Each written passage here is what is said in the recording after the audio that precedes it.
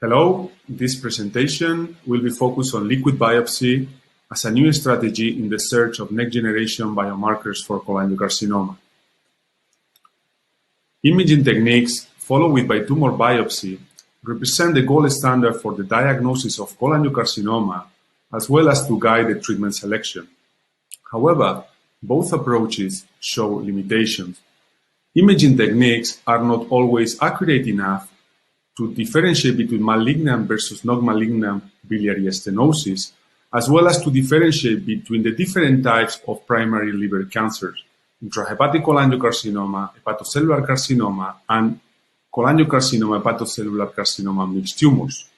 Moreover, imaging techniques are not always accurate enough to differentiate between distal cholangiocarcinomas versus pancreatic ductal adenocarcinomas. On the other hand, tumor biopsy is an accurate method for the diagnosis of cholangiocarcinoma, but is invasive and has inherent risk.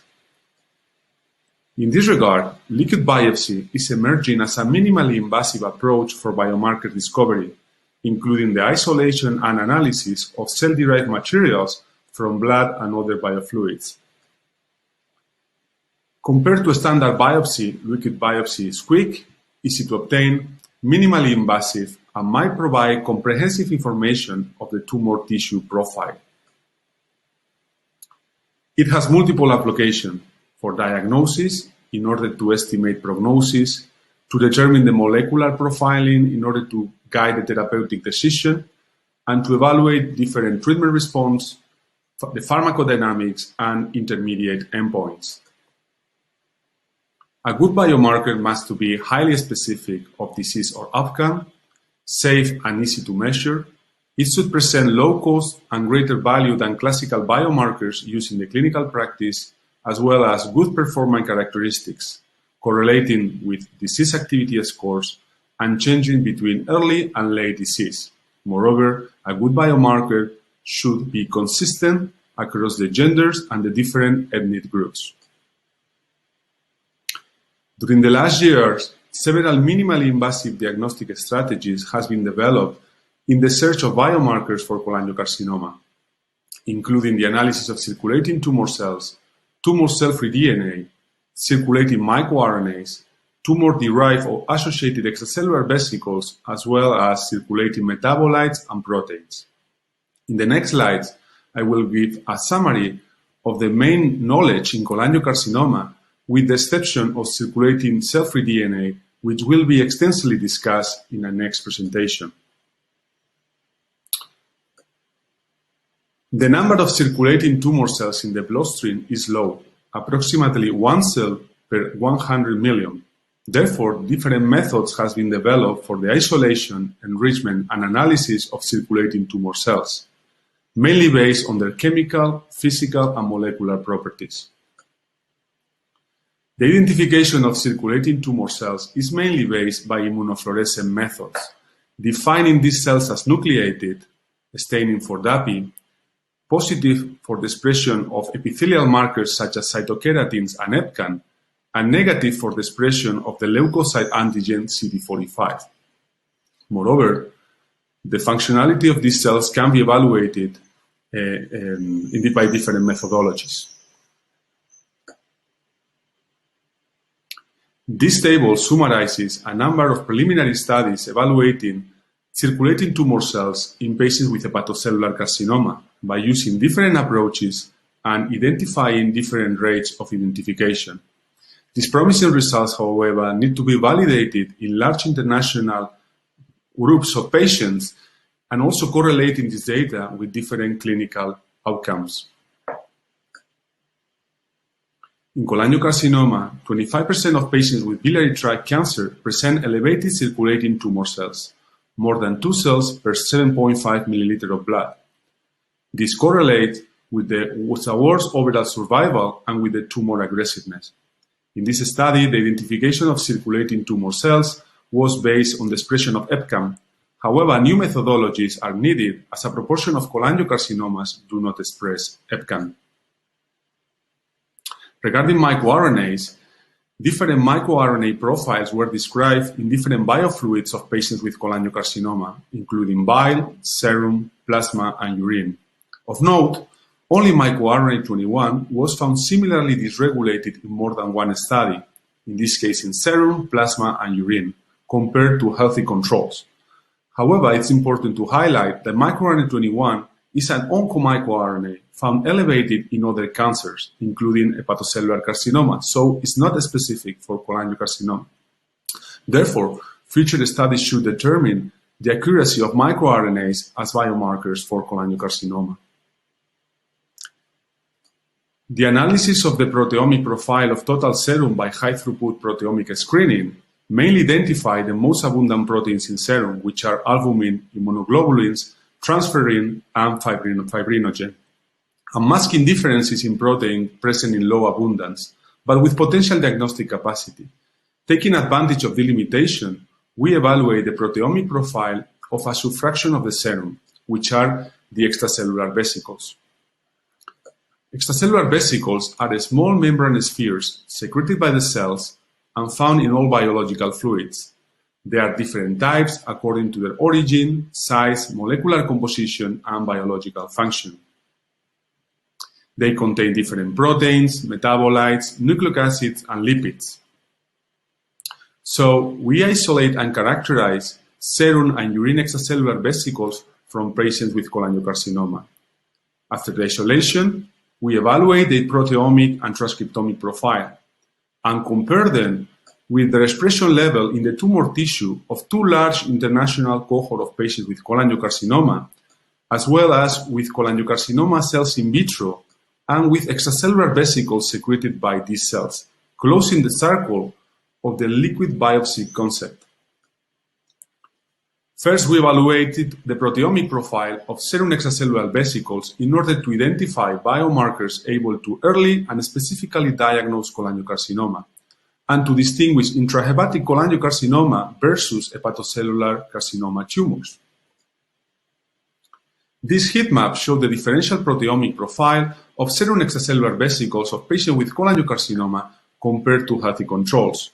We identified several candidate biomarkers for the diagnosis of cholangiocarcinoma.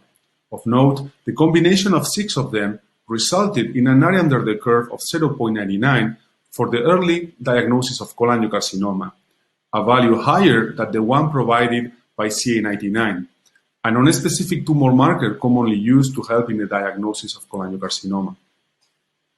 Then we characterized the proteomic profile of serum extracellular vesicles of patients with intrahepatic cholangiocarcinoma and hepatocellular carcinoma. We identified differential proteomic profiles in both groups, and we were able to find a couple of biomarkers able to differentiate between intrahepatic cholangiocarcinoma and hepatocellular carcinoma. The area under the curve of these biomarkers were higher than the one provided by CA99 and alpha-fetoprotein, commonly used to help in the diagnosis of hepatocellular carcinoma. Primary sclerosing cholangitis is a well-known risk factor of cholangiocarcinoma, so we investigate potential biomarkers present in serum extracellular vesicles for the early diagnosis of cholangiocarcinoma in patients with PSC background. This heat map shows the differential proteomic profile of serum extracellular vesicles of patients with PSC cholangiocarcinoma compared to patients with isolated PSC. We identify several candidate biomarkers found elevated or downregulated in serum extracellular vesicles of patients with PSC cholangiocarcinoma. This box plot shows in purple some candidate biomarkers found elevated or downregulated in patients with PSC cholangiocarcinoma compared to patients with PSC, healthy controls, or cholangiocarcinomas from non-PSC background. Then we pull together all cholangiocarcinomas and try to identify common biomarkers for all cholangiocarcinomas compared to healthy controls. We identify several candidate biomarkers found elevated or downregulated in cholangiocarcinoma compared to the healthy controls. Here in purple, I show you a box plot showing several candidate biomarkers found elevated or downregulated in patients with cholangiocarcinoma compared to patients with primary sclerosing cholangitis or healthy controls. As an example, I show you one biomarker found elevated in serum extracellular vesicles of patients with cholangiocarcinoma compared to PSC and healthy control, which show the same trend of expression in the tumor tissue compared to normal liver. A number of these candidate biomarkers are now under international validation using ELISA technology within the European Horizon 2020 project called ESCALON, and in collaboration with different groups from the European Network for the Study of Cholangiocarcinoma and the International Primary Sclerosing Cholangitis Study Group. In parallel, we characterized the transcriptomic profile of serum extracellular vesicles of patients with cholangiocarcinoma compared to patients with PSC, ulcerative colitis, or healthy controls. We observed a higher number of RNA transcript in serum extracellular vesicles of patients with cholangiocarcinoma compared to the other control groups. The majority of the RNA identified were messenger RNAs, but we also identified non-coding RNAs, mainly long non-coding RNAs, microRNAs, and small nucleolar RNAs. This heat map shows the differential transcriptomic profile of serum extracellular vesicles of patients with cholangiocarcinoma compared to different control groups, including patients with PSC, ulcerative colitis, and healthy controls. We identified several candidate biomarkers for the diagnosis of cholangiocarcinoma with high diagnostic capacity, including messenger RNAs as well as non-coding RNAs. Then we compared the transcriptomic profiles in serum extracellular vesicles with their tumor expression in two large international cohorts of patients with cholangiocarcinoma. Of note, we identified 479 transcripts similarly dysregulated in serum extracellular vesicle as well as in tumor tissue from these two large cohorts of patients. Moreover, a number of those transcripts show the same trend of expression in cholangiocarcinoma cells in vitro compared to normal human cholangiocytes, as well as in extracellular vesicles secreted by these cells. As an example, I show you here a candidate biomarker found upregulated in serum extracellular vesicles of patients with cholangiocarcinoma, which show the same trend of expression in the tumor tissue of these two large international cohort of patients, as well as in cholangiocarcinoma cells in vitro and in extracellular vesicles secreted by these cells, closing the circle of the liquid biopsy concept. In this table, I show you several promising candidate biomarkers, and the combination of three of them resulted in the maximal area under the curve. In addition, we characterized the transcriptomic profile of urine extracellular vesicles of patients with cholangiocarcinoma compared to the three control groups. Most of the RNAs identified were, again, messenger RNAs, but we also identified non-coding RNAs, long non-coding RNAs, microRNAs, and small nucleolar RNAs. Again, this heat map showed the differential transcriptomic profile of serum extracellular vesicles of patients with cholangiocarcinoma compared to the three control groups. We identified several candidate biomarkers showing high diagnostic capacity for cholangiocarcinoma, including several messenger RNAs as well as several non-coding RNAs. Then, similarly, we compared the transcriptomic profile in urine extracellular vesicle with the tumor expression of two large international cohorts of patients with cholangiocarcinoma. Of note, 259 transcripts show the same levels of expression of differential expression in urine extracellular vesicle and in tumor tissue. In addition, a number of those transcripts show the same trend of expression in cholangiocarcinoma cells in vitro and in extracellular vesicles secreted by these cells compared to normal human cholangiocytes. As an example here, I show you a candidate biomarker found elevated in urine extracellular vesicles of patients with cholangiocarcinoma, which show the same trend of expression in the tumor tissue of these two international cohort of patients with cholangiocarcinoma, as well as in cholangiocarcinoma cells in vitro and in extracellular vesicles secreted by these cells compared to normal human cholangiocytes. This table shows that the combination of these two biomarkers provided an area under the curve of 0.81 for the differential diagnosis of cholangiocarcinoma compared to the different control groups. So, in conclusion, patients with cholangiocarcinoma present specific RNA and protein profile in serum and urine extracellular vesicles mirroring the tumor expression, representing novel liquid biopsy biomarkers for disease diagnosis. Then we characterized the metabolomic profile of patients with cholangiocarcinoma. So we analyzed the serum profile in order to identify biomarkers able to early and specifically diagnose intrahepatic cholangiocarcinoma tumors and to differentially diagnose intrahepatic cholangiocarcinomas from hepatocellular carcinomas. In this study, all the patients had a biopsy-proven diagnosis. These volcano plots show the differential metabolomic profile of the serum of patients with hepatocellular carcinoma compared to healthy controls. 104 metabolites were found differentially concentrated in serum of patients with ACC compared to healthy controls, and 13 of those metabolites show higher diagnostic capacity compared to alpha-fetoprotein. In addition, 52 metabolites were differentially found concentrated in the serum of patients with intrahepatic cholangiocarcinoma compared to healthy controls. 12 of those metabolites show higher diagnostic capacity compared to CA99. When we compare the metabolomic profile of the serum of patients with ACC and intrahepatic cholangiocarcinoma, we found that 58 metabolites show a differential concentration, and 6 of them show similar or higher diagnostic capacity compared to alpha-fetoprotein and CA99. Then we combined different metabolites in algorithms and identified that the combination of 6 metabolites show an area under the curve of 0.9 for the differential diagnosis of intrahepatic cholangiocarcinomas versus hepatocellular carcinomas. This algorithm was validated with an area under the curve of 0.98 in the validation phase.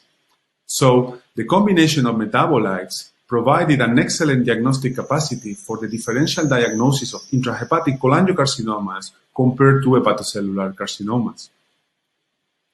Next, we analyzed the serum metabolomic profile in order to identify biomarkers able to early and specifically diagnose distal cholangiocarcinomas and pancreatic ductal adenocarcinomas, as well as to distinguish malignant versus non-malignant stenosis.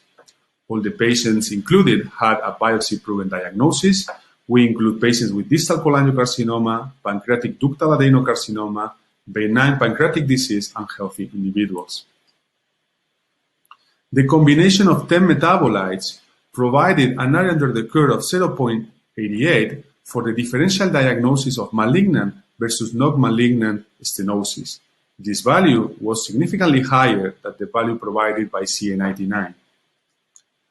In addition, the combination of 9 metabolites plus CA99 was able to differentiate distal cholangiocarcinomas from pancreatic ductal adenocarcinomas with an area under the curve of 0.88. As mentioned before, the analysis of the levels of CA99 are commonly used to help in the diagnosis of cholangiocarcinoma. But however, this biomarker has multiple limitations. It shows low diagnostic capacity, particularly in early stages of the disease, and is unexpectedly elevated under several chronic biliary diseases, such as primary sclerosing cholangitis.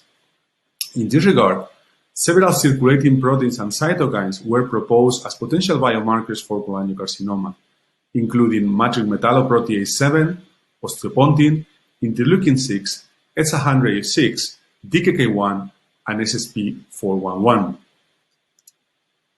In conclusion, novel non-invasive strategies are emerging in the search of biomarkers, which might be of value for cholangiocarcinoma. However, appropriate clinically relevant control groups with biopsy-proven diagnosis, as well as representative number of samples, must be included to validate their accuracy. Moreover, biomarkers of treatment response are also lacking and urgently needed. Finally, candidate biomarkers must be internationally validated using methodologies easily transferable into the clinical settings and ideally using raw biological fluids. I would like to thank the different institutions that support our studies and all my research team in San Sebastian and our national and international collaborators. Thank you very much for your attention. So, hello, welcome, and welcome to my talk, Deep Learning-Based Histology Biomarkers in GI and Liver Cancer. My name is Jakob Kather. I'm a physician scientist from Aachen in Germany, and in my research group, we use deep learning methods for medical image analysis. So in the next 10 to 15 minutes, I'm going to talk about how we can use deep learning to extract biomarkers from histology images in different types of cancer, including cholangiocarcinoma. Our central assumption is that every tumor is different. So every tumor has their own specific genetic makeup, and these changes in and these particular mutations that each tumor carries change the morphology. And when I say morphology, what I mean is how the tumor looks like in histology images. So, for example, in these routine hematoxylin and eosin stained histology images. So particular mutations in a particular gene can change the morphology of a tumor cell, for example, by changing the shape of the nucleus. Also, and they can cause changes in the tumor microenvironment. For example, we know that some mutations cause the tumor cells to be immunogenic, and this causes an influx of tumor-associated lymphocytes into the tumor tissue. And again, we can observe these in histological images. So our assumption is that mutations change the phenotype of a tumor, and just by observing the phenotype, just by looking at a histology slide, we can infer the specific genetic alteration that exists in the tumor cells. And the tool that we use to do that is deep learning based image analysis. So in the next slides, I'm going to show you how this works, and also a few examples for GI cancer and also cholangiocarcinoma. Why do we think that we can analyze these histology images and infer the underlying mutations? Well, one of the reasons is that these routine histology images are huge. So if you look at a histology image of a cancer that's been scanned at 20x magnification, that's approximately 50,000 by 50,000 pixels. If you think of a chest CT scan that we routinely do for cancer patients, and you like here, and you put all the CT image frames side by side, what you get is only 4,000 by 4,000 pixels. So these histology images have much more information than a whole CT scan, and this is why we can use deep learning to extract a lot of useful information from these images. How does deep learning work? When we say deep learning, what we mean is artificial neural networks. So an artificial neural network is an algorithm that you can implement on a computer, usually on a graphics card. And this algorithm loosely mimics a biological neural network.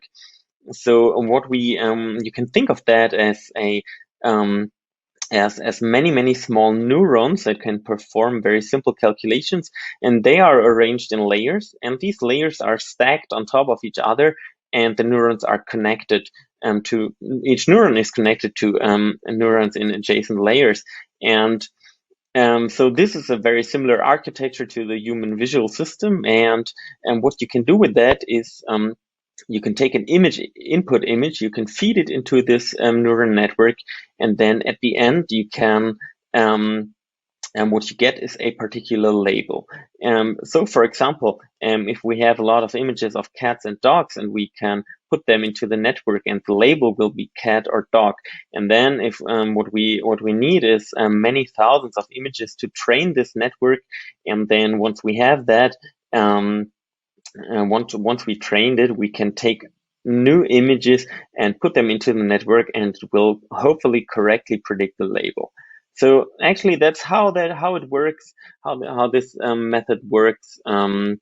Also with histology images, in principle, what we can do is we can just take histology images, put them into a trained network, and it will predict the label. And what I'm going to show you next is that this label can also be it can be anything, including a particular mutation. So how does that work in practice? These images are huge, as I told you. So what we have to do is to do some pre-processing. We usually take the whole slide image and cut it into smaller parts, and then we pre-process these image tiles, and then we use a couple of hundred patients where we know the label of interest to train the network, and other patients to test the network. So when I say labels, which types of labels can we use? For a long time, people have been using very, very simple labels. For example, taking images of tumor tissue and images of normal tissue, and then training a network to distinguish tumor from normal. Well, this is a very basic application that works pretty well. A slightly more advanced application is to predict survival from these histology images. So what you can do is you take histological images where you know how long the patients have survived, and then you take you train the networks to predict survival in new unknown patients. And what the network's going to do is it's going to learn morphological features in these images that are associated with long survival or poor survival. And so in addition to survival, what you can do is train these networks on tumor genotypes. So you can take a set of training images where you know which genes are mutated, and then train the network to predict these. And then hopefully that's going to work in other patients too. And the ultimate label that it's very the most clinically interesting label to use is treatment response. Okay, so what we can do is we take histological images of patients where we know how they responded to subsequent systemic treatment to the tumor, and then try to train networks on this particular outcome, and then predict that in other patients. So does that really work? Indeed, for all of these 4 applications, tumor detection, survival prediction, genotype inference, and treatment response, there is a lot of evidence now, and more studies are coming out every week. Well, most of that is that's not restricted to any particular type of cancer, and most of that is in lung cancer, colorectal cancer, melanoma, but also there are some cholangiocarcinoma specific studies that I'm going to show you in a second. And hopefully what we are going to do in the future is to bring this type of technology to cholangiocarcinoma, as I'm going to show you in a second. So you can read about this in an upcoming review that my student Amelie Echle put together. That's hopefully going to be published in the next few days. This is an example of a study that we published last year about tumor detection, in this case in colorectal cancer.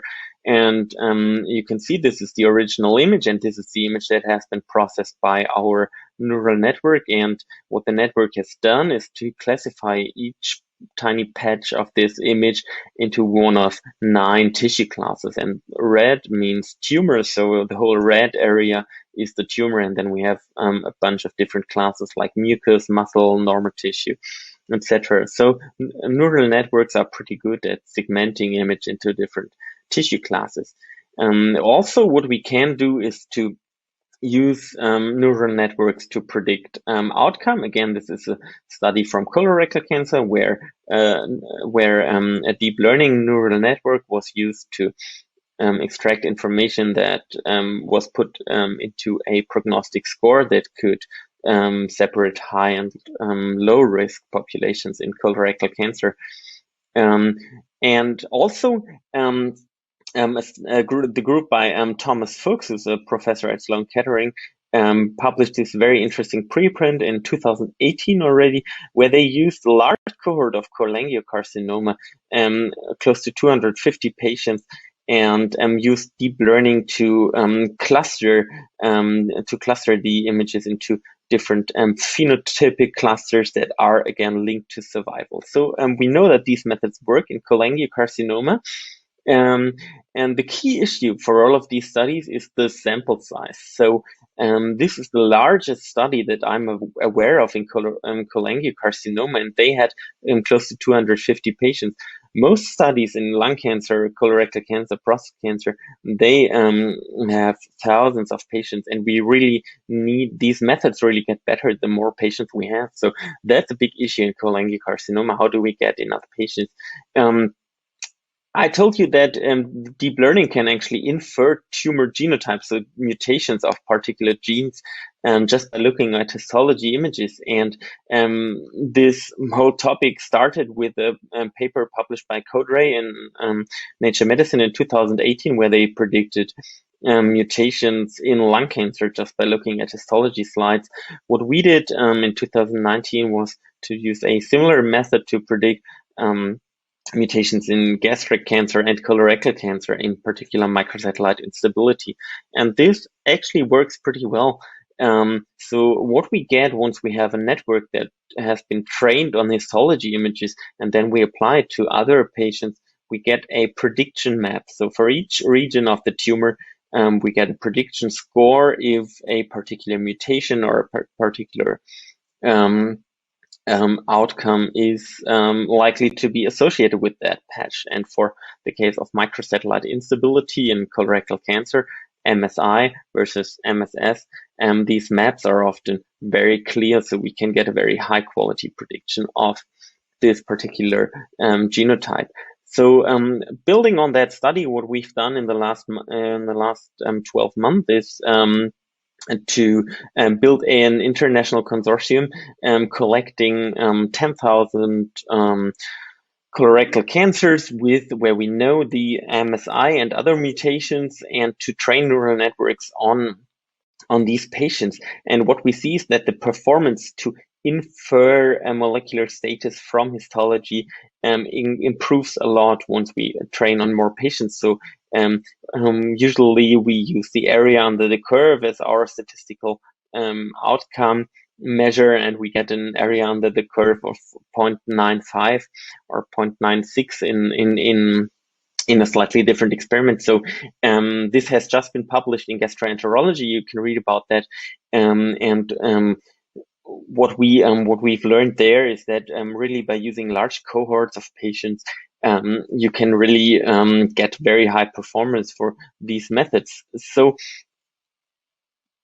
of course, cholangiocarcinoma is very interesting because it has a high prevalence of targetable genetic alterations, and we think there are proof of concept studies showing that deep learning methods work in cholangiocarcinoma and can extract clinically useful information. What we think we should do is to use these this technological advancements to try to find to apply that to cholangiocarcinoma and try to find links between the phenotype in histology images and particular mutations and clinical outcome. So we have established these methods, and we know they work quite well. In colorectal cancer, they are well validated, and so our next step is, because we are very, very much interested in cholangiocarcinoma, to try to transfer this to cholangiocarcinoma. And we are currently building a similar collection of cholangiocarcinoma images, and our aim is to have as many medical centers contributing images and data to this consortium. So please, if you want to be part of the study, if you want to contribute histological images and match clinical outcome or mutations, please get in touch. You can contact me on Twitter or by email. And we think that just by getting a sufficient sample size, we can really use these methods and apply them to cholangiocarcinoma and develop clinically relevant biomarkers for this disease. So thank you very much. That was my presentation. If you have any questions, please do reach out. Thank you. Thank you, Dr. Schroff and Dr. Banales and the CCF Organizing Committee for inviting me to give this talk, and thank you to all of you for attending. We heard a very elegant lecture by Dr. Banales on liquid biopsy, and I'm going to be talking about a different kind of liquid biopsy, circulating tumor DNA, or ctDNA, and talk about whether this technology is ready for the clinic in cholangiocarcinoma. These are my disclosures. We have known that ctDNA exists in the blood since at least 1948, when Mandel and Mateus first reported it. But really, it has been in the last 5 to 10 years that it has emerged as a promising technology for the care of patients.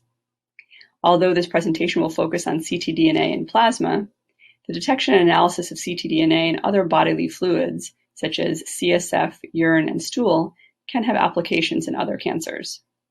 To start with some definitions, circulating cell-free DNA is fragmented DNA that's released into the bloodstream after apoptosis or necrosis, and can be present in low levels in the plasma of healthy individuals.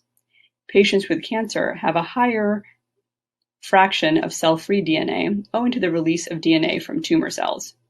This is called ctDNA. A variety of factors impact tumor shedding, including location, size, and vascularity of the tumor. There are many applications of ctDNA in the clinic. I'm going to talk about 4 today.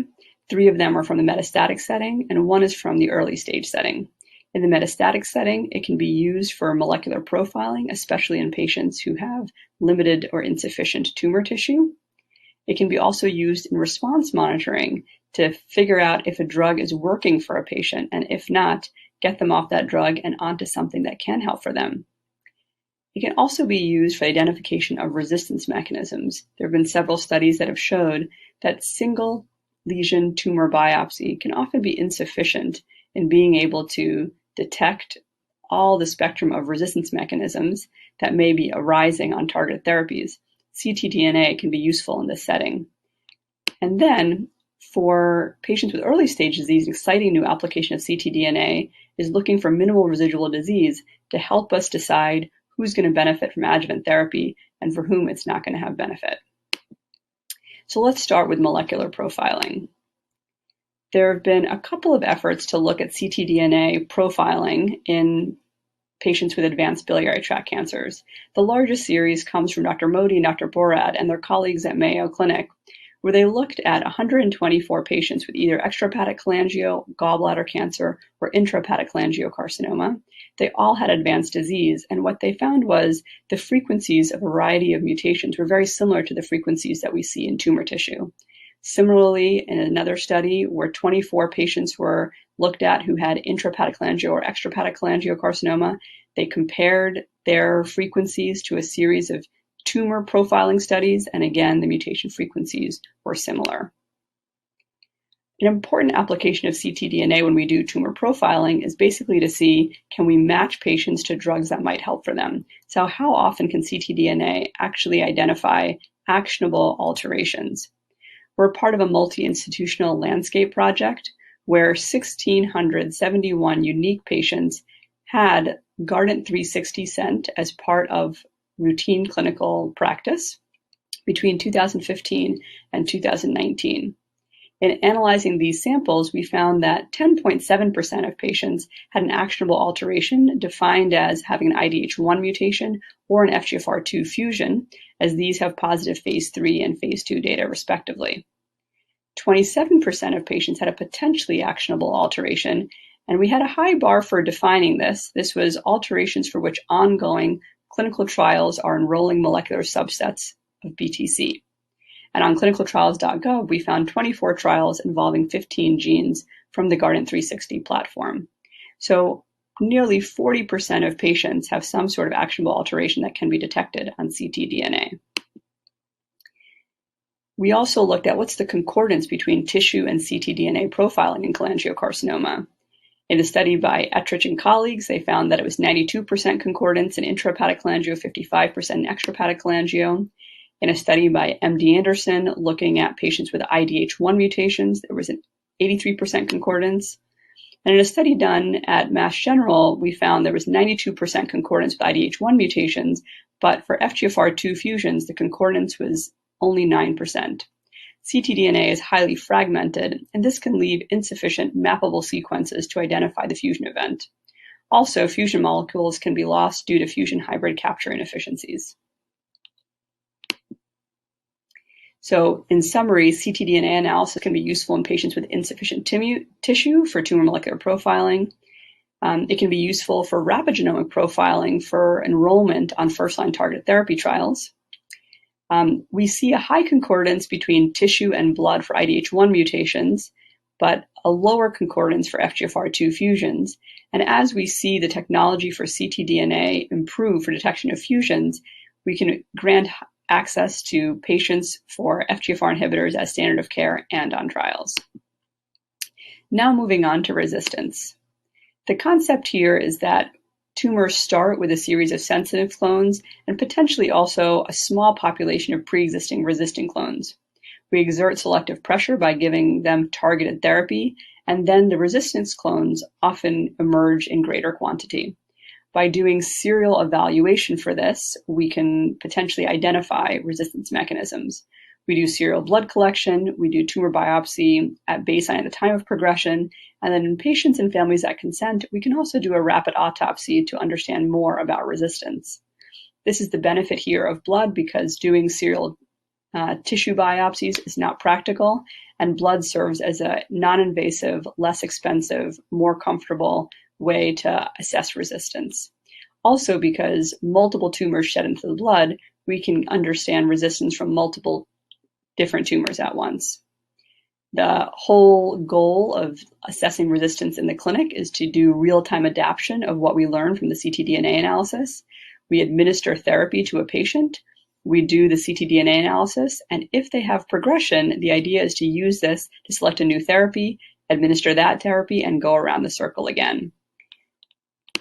We have had some success with this in patients with FGFR2 fusion-positive cholangiocarcinoma who are treated with FGFR inhibitors. We and others have identified that patients who go on the second-generation ATP-competitive FGFR inhibitors, such as infigratinib and pemigatinib, can develop secondary mutations in the FGFR2 kinase domain. And what we've also found is that in cell-free DNA, we can find 5 mutations, for example, while on tumor biopsy, sometimes we only see 0 or 1 mutation. So again, because we're capturing from multiple different lesions, we have a chance of capturing multiple different resistance mechanisms. This can be used to plan the next generation FGFR inhibitor that we want to give. And in fact, we've shown that in 4 patients who were treated on a second generation FGFR inhibitor, treatment with a third generation FGFR inhibitor, futibatinib, led to clinical benefit in all 4 patients. We are also learning about acquired resistance to IDH1 inhibition in IDH1 mutant tumors using ctDNA. Harding and colleagues at Sloan Kettering reported on 1 patient with cholangiocarcinoma who was treated with ivosidenib, subsequently had a 50% response, and more than a year later developed an escape lesion in her liver. Biopsy of this lesion and also ctDNA analysis revealed that she had an IDH2 R172V mutation. Given that this had not been previously reported, Harding and his colleagues introduced this mutation into IDH1 mutant chondrosarcoma cells, and this led to 2-HG production that was resistant to ivosidenib alone, but was susceptible to the combination of ivosidenib and an IDH2 inhibitor, enasidenib. This could be a combination that could be thought about in the clinic in the future.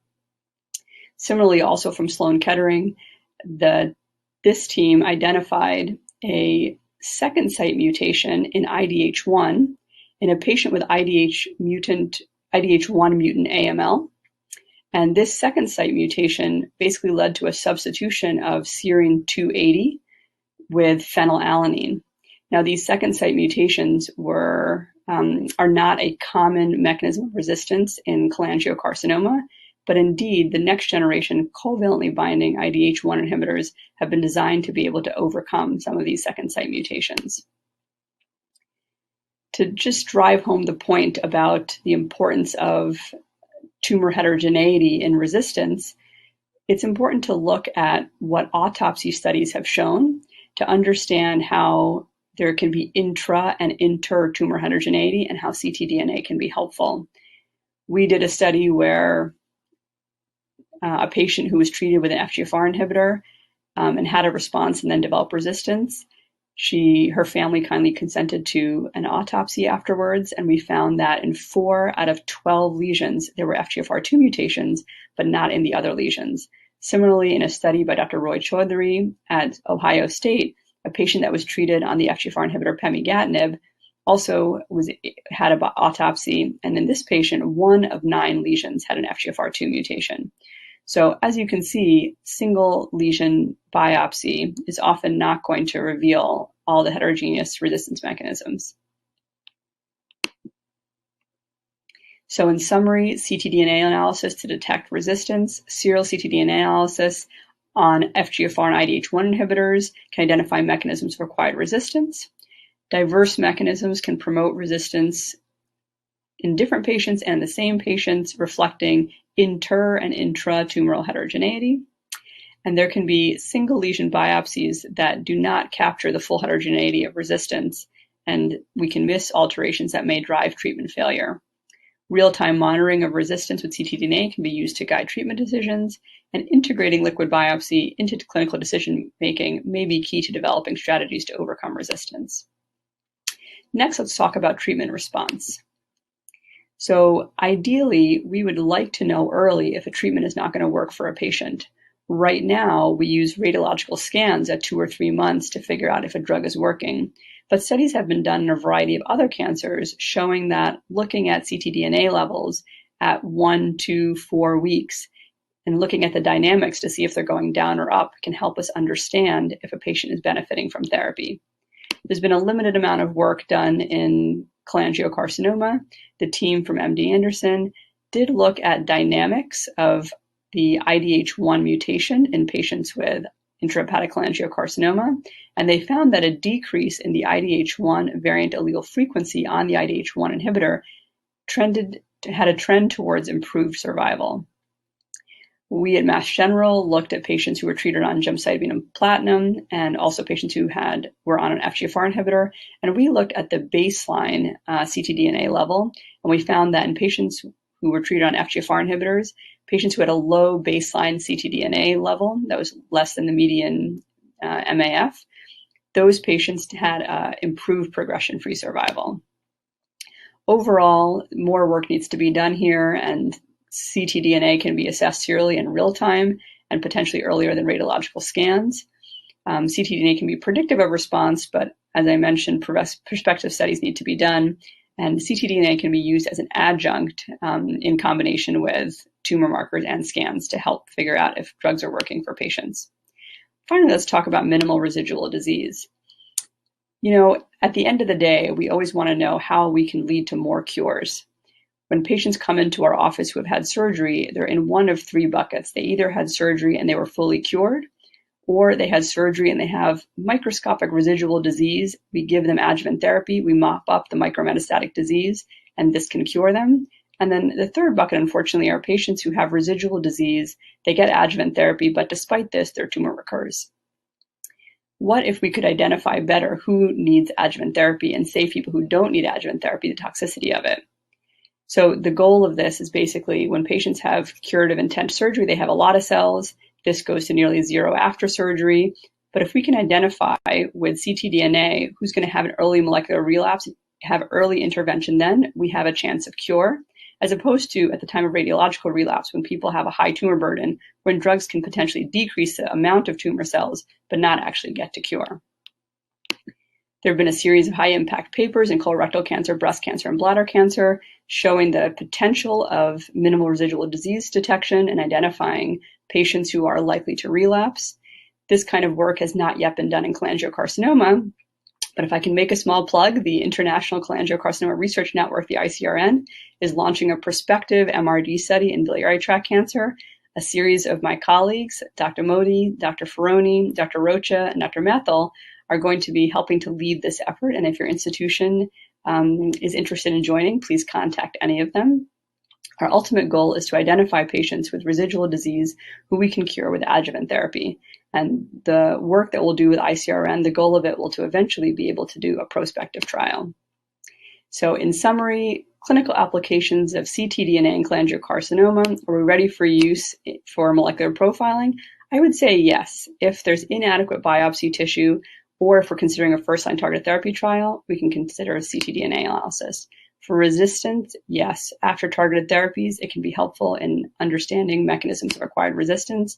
For treatment response, we still need prospective studies, but it can certainly help us have drugs fail early and help people get onto drugs that are going to help them. And then finally, minimal residual disease, as I mentioned, is a very exciting area to help us improve chances of cure for patients. I want to thank patients and their families who generously participate in this research, many of my colleagues, very much the Cholangiocarcinoma Foundation and other funding bodies. Thank you very much for your attention. Hello, I'm Schultz from Memorial Sloan Kettering Cancer Center, and I'm excited to be here and present. It's my first time at this meeting.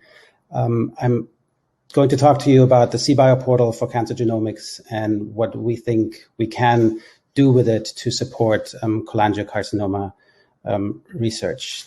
The cBioPortal is a tool that we started building more than 10 years ago at the beginning of the Cancer Genome Atlas. And the main challenge that we foresaw at the time was basically that with the development of sequencing technologies, it was going to be very easy to amass large amounts of sequencing data about cancer patients. But the problem was going to be, the bottleneck was going to be that data will sit in text files and spreadsheets and will be, as it scales up, hard to access for those who don't have bioinformatics skills. So most researchers and clinicians would have a very hard time accessing this data. So we thought we should make that a lot easier. We thought we would develop a web-based system to enter that data into, and anybody who wants access to that data should be able to do that very easily without any bioinformatics knowledge. So we started developing that, built it on an intuitive interface, built a system that has very quick response times, tried to reduce the complexity as much as possible, and thereby allowed people to download bits and pieces of data, but also on top of that, then visualize the data in very specialized ways that lend themselves to the analysis of cancer genomics data. And we've been evolving this platform ever since. It's now evolved into a very successful open source project. Open source means that the code is openly accessible, so anybody can download the code for cBioPortal, install it locally, and put their own private data into it. And in addition, the data is open, so anybody can download all the data that we have curated for the public, use that locally. But it also means that anybody is free to modify it. So we've grown this into a consortium now of multiple institutions that are all working together to make the code better. And that consists of Memorial Sloan Kettering Cancer Center, Dana-Farber Cancer Institute, Princess Margaret in Toronto, the Children's Hospital of Philadelphia, CHOP. And then we're working very closely with a small company in the Netherlands called The Hive. And they have specialized in open source software. They're helping us build features. They're working with a lot of particularly pharma clients who want to use cBioPortal. Sometimes they want a new feature, so they contract the Hive to design the feature with us. Then the Hive builds the feature, and the feature becomes available not just to the pharma company, but to everybody else. So the ideal way of basically using open source. cBioPortal has been very successful. So we have about 4,000 daily visits coming to the site. Numbers are increasing. The paper has now been cited more than 5,000 times. And last year alone, we had over 1 million visits to the site and 1,500 citations of the original cancer discovery manuscript. So people are really using it, and it's, I think as we're putting in more effort, it's getting better and better. So what you're looking at here is a summary of the data that are available at the public site. So we also host and maintain a public, freely available website at cbioportal.org. And there we have thousands of cancer samples. But if you look at the available cancer types, they're obviously dominated by the more common cancer types. So breast, prostate, I guess blood diseases in general, lung, those are the bigger cancer types. So you're going to find a lot more samples there. If you look at the cholangiocarcinoma data sets, there are not that many, unfortunately, but we are trying to address that. We're trying to add more data sets. There are a couple that we already have. So this table here shows you what's in cBioPortal right now. So we have 450 samples from 6 curated studies at the moment. from mostly older studies, but we've identified an additional 1,500 samples that we can easily curate, plus, and I'll show you a little bit of that later, the samples that are already in AACR Project Genie, so we think we can bring those in, which would bring this to probably close to 2,000, if not more, samples that we could curate and put into the cBioPortal. We're also going to be working with Nabil Bardisi and bring in cell line data from CCLE, and with the development of new features, we can also add drug sensitivity data from DepMap, and we'll add whatever data Nabil is able to contribute as well. So any xenograft models or anything like that, that data can also easily be added to cBioPortal. I thought it was going to be easiest to not show slides, but show actually a recording of some of the features of cBioPortal. It's going to be impossible to show all features that we have available. We have webinars available on our website that cover all the features. If you want to watch them all, it's going to be 4 to 5 hours. But I thought I'd give you a taste here with some of the most common features. And I was going to use the AACR Project Genie data, which is available at genie.cbioportal.org. Login is required, but it's a simple click-through agreement, and you're in. You can freely browse the data. And this will be limited to genomic data. Once we have more clinical annotation for these samples, there'll be even more features that I could show. So hopefully I could show that at a future meeting. So what you're looking at here is the study view of the AACR Project Genie portal. I've pre-selected the subset of cases that are from Memorial Sloan Kettering and that are cholangiocarcinoma cases. This graph here on the top left shows you an overview of the number of mutations found in each sample compared to the copy number alterations on the y-axis. You can see most of the tumors have low mutation burden, but there's some exceptions. This table here shows you the most frequently mutated genes. So it's IDH1, P53 at the top with about 20%. And you can see a lot of genes are mutated in the low frequency range. Everything is browsable, customizable. Fusion genes, FGFR2 fusions are found in 13.8% of samples. And then a couple of other rare fusions, including a couple of NTRK fusions, which are interesting. These are copy number altered genes. So CDKN2A is the most frequently deleted gene at about 12%, and then it's followed by a couple of genes that are amplified in 2 to 3%. We have clinical attributes available. So this is primary versus metastasis. There's race information. There's the age at which patient was sequenced. Male, female is about 50-50 in this cohort. And I can now use this study overview as a starting point to look more closely at some of these genes and their interplay. So I'm selecting a couple of genes, IDH1, P53, KRAS, BRAF, FGFR2. I'm also interested in these NTRK fusions, so I'm adding those, and then CDKN2A deletions. Those then show up on the top right. I can customize this further. I can delete things, or in this case, I'm adding FGFR3. And when I hit query, this takes me to a different view. I'm now looking at the genes that I've entered from top to bottom, in the same order I've entered them in. And from left to right, I'm looking at, in this case, the 500 or so of the 406 samples that I've queried. On the right, you see tumors that have no alteration, and on the left are the tumors that have alterations in those genes. Those alterations are coded in different colors. So missense mutations are green, truncating mutations are black. So the IDH mutations are mostly missense. There's one variant of unknown significance, which is shown in light green. I can add the number of mutations found in each sample as an additional annotation column to maybe see if that is a hypermutated tumor. So it's slightly elevated. The mutation count has 11 mutations in a sample that had 400 genes sequenced. You can see mutual exclusivity across the cohort. These are FGFR2 fusions in purple. And then you see the CDKN2A deletions in dark blue and a couple of amplifications in red.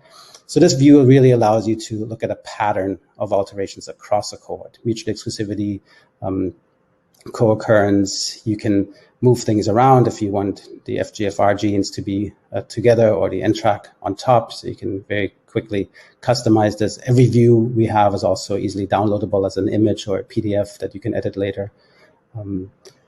And you can then look at the many more tabs available. I'm only going to show you the mutations tab here. This gives you an overview for each gene.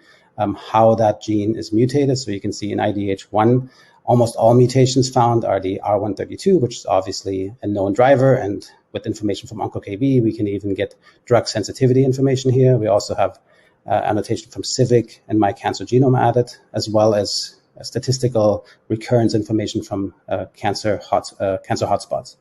And then there's this one sample here that has an N349S mutation, which according to OncoKB is a variant of unknown significance. It occurs in that sample at 11% allele frequency and was not observed in COSMIC, so suggesting it's not a driver. You can look at three-dimensional information. So if I select the R132 mutation, it shows up in this view in yellow, so I can see where that is.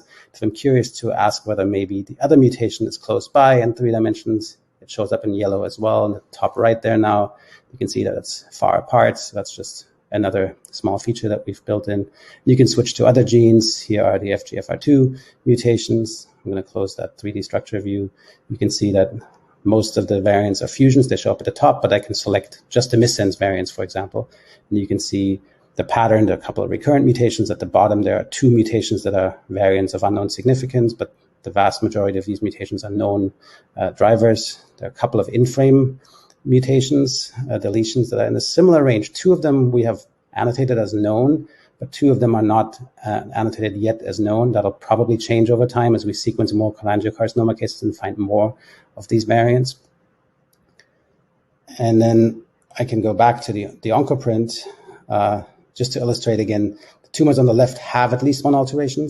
The tumors on the right do not. When I hit the comparison tab, I'm now doing a very simple comparison. I'm comparing the tumors that have an alteration to those that don't.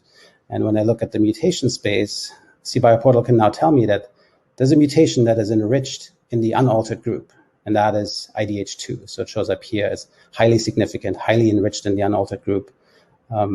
This bar graph shows it nicely too. I can select that. I can scroll down the list and then notice, oh, MAP2K1, that's interesting. That's in the RAF pathway. Let me add that too. Like with just one click, I can add those 2 genes to the query. They now show up at the bottom of the list, and you can see the IDH2 mutations, clearly mutually exclusive with everything else. And then I can move those next to IDH1. There's one case now where you see that for some reason it has 2 mutations, an IDH1 and an IDH2 mutation in the same sample. That's rare. And then the MAP2K1 mutations, with a simple hover over those, you can see that they are known drivers, because you can see the hotspots icon and the OncoKB icon show up here. So those are known drivers that probably drive these 2 individual tumors. There's a mutual exclusivity tab that does a quick statistical test on whether 2 genes have mutually exclusive or co-occurrent alterations and whether that is significant. The Q value corrects for multiple hypothesis testing, so we built that in as well. And then we have a view that we call the patient view, and I'm jumping here to the case that is both IDH1 and IDH2 mutant, just to highlight that one.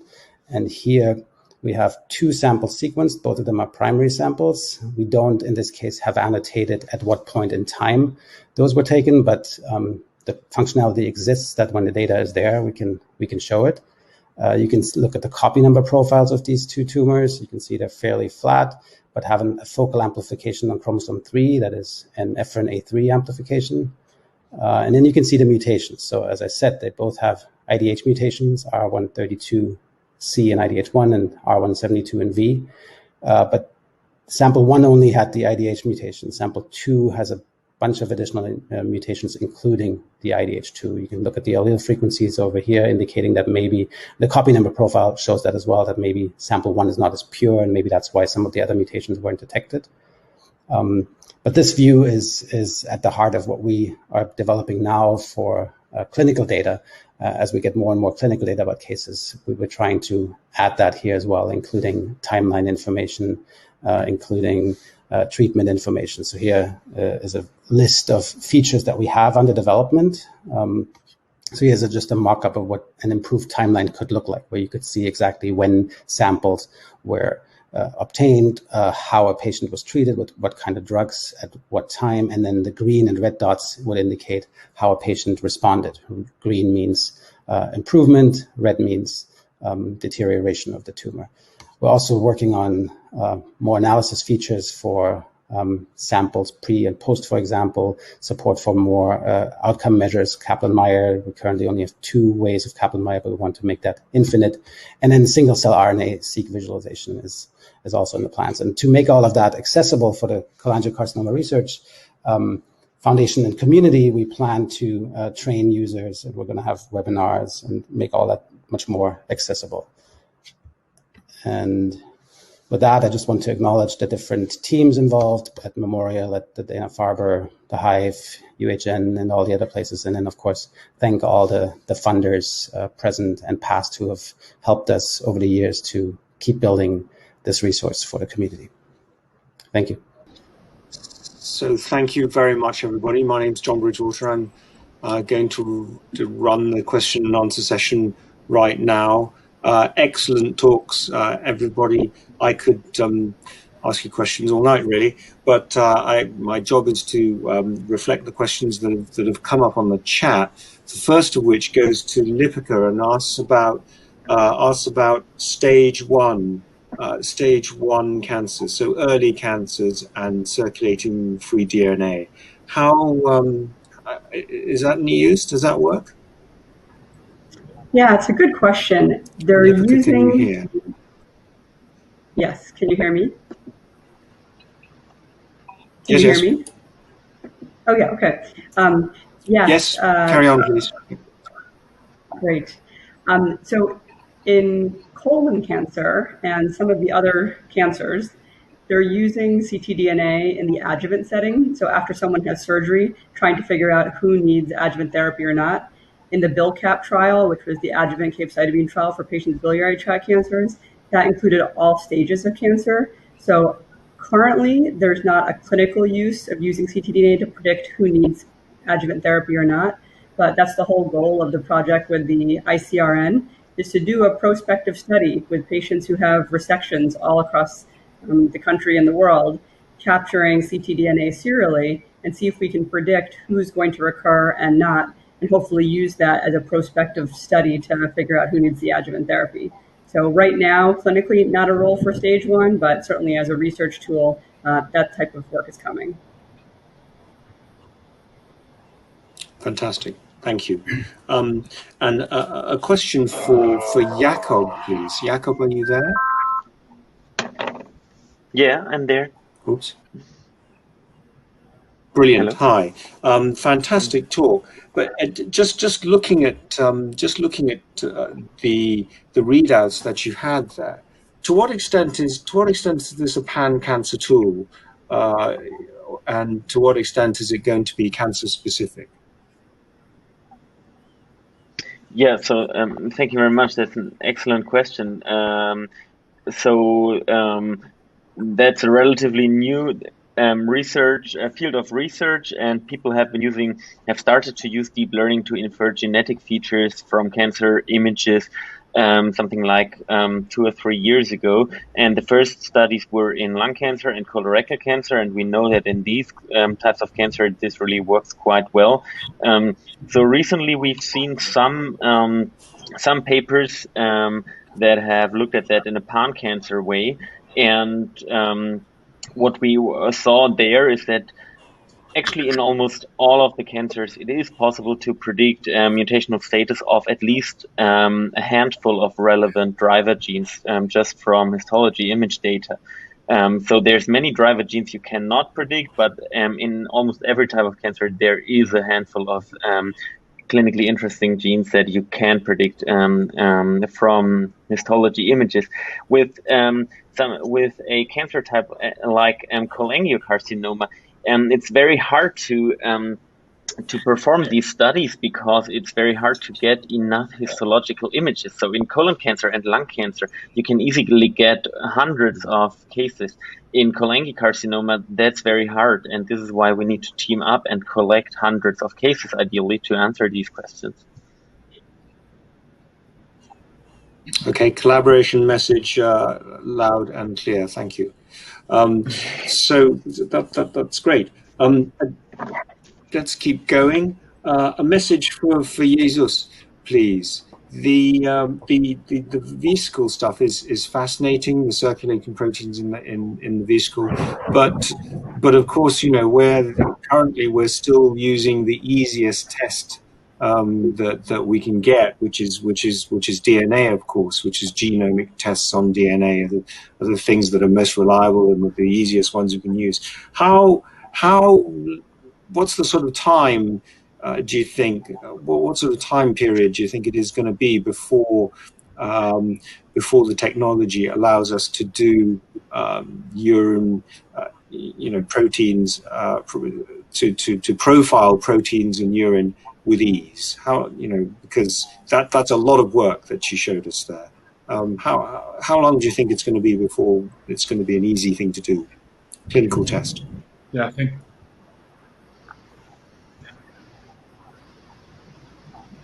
This is a very good question, John. Thank you very much. Well, the analysis of extracellular vesicle content in serum and urine was a strategy in the search of biomarkers, because if you carry out a full proteomic analysis of the serum and the urine, you will identify the most abundant proteins, which are the plasma proteins in serum and other proteins in urine. And this will unmask potential good candidates present in low abundancy, but with high diagnostic capacity. So the analysis of extracellular vesicle content was a method to identify those biomarkers, and then those promising ones be validated by using easy transferable techniques, including ELISA or PCR. Okay, so we are now in the process of validating the candidate biomarkers that we identify in different cohorts, and also moving on with the validation by ELISA and PCR. In this regard, there is an ongoing European project, Escalon, with this objective, to validate the best candidate with ELISA technology. And we are now in the process of doing that.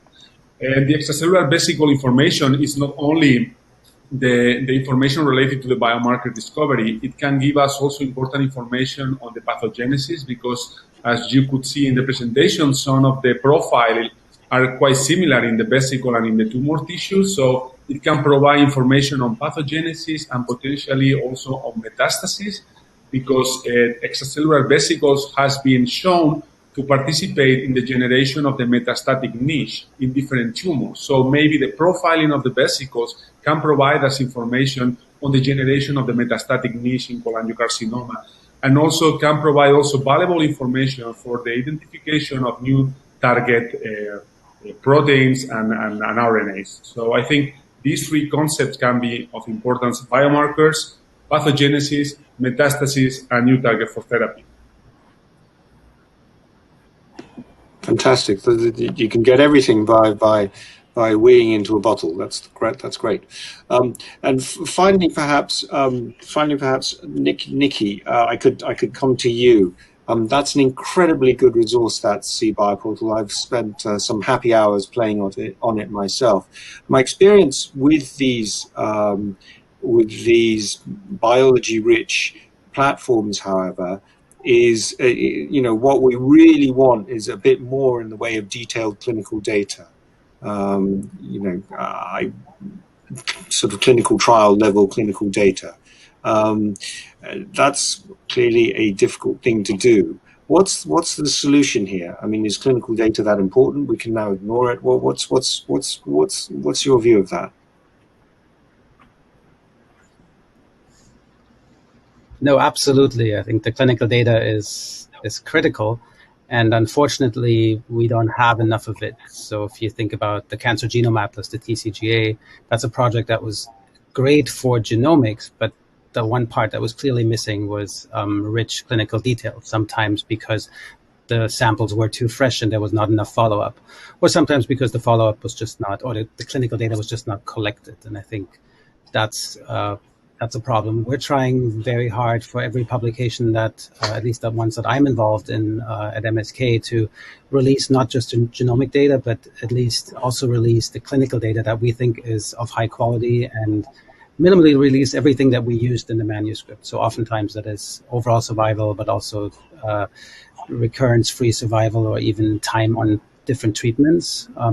I think we have to do more, but sometimes there's a little bit of a battle because clinicians don't always want to release all of their data. They want to hold on for another publication. Or there's a little bit of hope here. I think the AACR Project Genie, which is a data sharing consortium, they have so far only been collecting genomic data, and it's 100,000 samples, which are great, but the cynics, of course, will say they're useless because we don't have clinical data. There's now an effort underway, that's the Biopharma Consortium. So with sponsorship by a couple of different pharma companies, there are now efforts underway to extract clinical data, detailed clinical data, including every line of treatment, including recurrence using the PRISM model from Dana-Farber on these patients. That was just now collected for the first 2,000 or so lung adenocarcinoma patients. Now they're moving through colorectal, and breast is next. And within a year or two, that will be made available to the public in bits and pieces. So, but there's more of that coming. But in theory, the cBioPortal platform supports all these data elements. We just have to be able to collect them from all sorts of different sources. And my encouragement to anybody who publishes is that don't just publish your results in a figure, also supply the underlying data so that the figures are reproducible and the data can be reused by others. Yeah, no, that's a very, very clear and incredibly important message, and thanks for taking us through that. So that was all the. Unless anybody wants to put any more questions, you have about 10 seconds to put a question on the chat if you're really desperate. Otherwise, I think we've done most of it. Jesus was very good in answering some questions on the chat himself. And unless there's anything else, oh, here we go. Is it possible to answer a question? Are blood tests reliable? Well, there we go. Who's the best person to Lipika, are blood tests reliable? And can ctDNA be used instead of a biopsy? That's a very straightforward, easy question. It's a good question. It matters what you're asking. So in order to actually make the diagnosis of cholangiocarcinoma, I think we still need the tissue biopsy to do the immunohistochemistry and look at the morphology to make sure it's adeno. So for the diagnosis, I still think that tissue biopsy is important. I think if you're trying to do tumor profiling, again, the ctDNA is good for capturing certain alterations like IDH1 mutations, BRAF mutations, BRCA mutations. But for example, it's not as good right now. The technology needs to catch up further for FGFR2 fusions. And so in the absence of adequate tissue, I think ctDNA definitely can be a useful adjunct tool, but I don't think it's ready to replace tissue biopsy just yet. Okay, fantastic. And just one very last question from me on that. The question of cancer versus non-cancer. So some biliary blockage or something like that, and you find yourself a mutation in circulating DNA. Is that good enough to diagnose the cancer? Yeah, it's a great question. There's some pre-malignant lesions that can have alterations, and so I would still say that we need a tissue diagnosis of seeing carcinoma to really confirm that someone has cancer. So no, I would not rely on ctDNA right now. Okay, very, very useful, and what we need to hear. So I think that's probably all we have time for. Is that all we have time for? I haven't seen any red flags appear on the screen, so I guess we haven't done too badly. So look, that's really wonderful series of talks, everybody. Look forward to getting in touch with you about various little projects in the future, and I hope you've had fun. This has been a slightly testing format, but not so bad. The delay in speech is the worst thing, but I'm sure that will get better. Okay, so thank you very much, everybody. Have a lovely afternoon, evening, morning, wherever you are, and hope to touch base with you very soon.